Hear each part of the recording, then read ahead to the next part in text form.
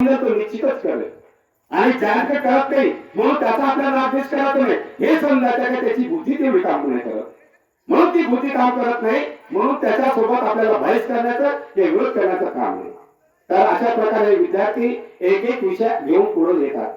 आणि याच्यानंतर कोण आहे आपलं विद्यार्थी संस्कार करता विद्यार्थी कसा असावा, कोण करणार? चला नाव सांगायचं वर्ग सांग. आता आपला संस्कार करता विद्यार्थी कसा असावा तो आपलं सांगेल. वेळ सांगा. राष्ट्रसंत तुकडोजी महाराज प्रतिष्ठान भागीमारी आमचे संस्थेचे संस्थापक डॉक्टर बबलू संतोष गाडवे सर. माझे पूर्ण नाव पियुष संदीप नाकाडे, वर्ग 7वा. मी आज तुम्हाला संस्कार केंद्रातील विद्यार्थी कसा असावा ते सांगणार आहे. संस्कार केंद्रातील विद्यार्थी कसा असावा?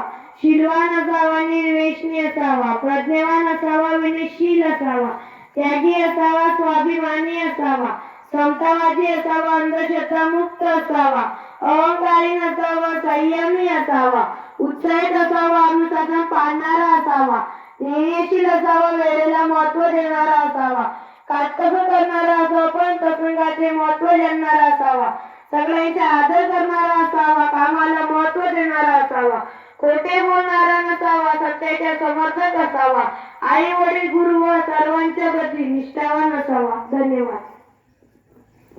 हा पियुष संदीप नाकाडे, वर्ग 7वा.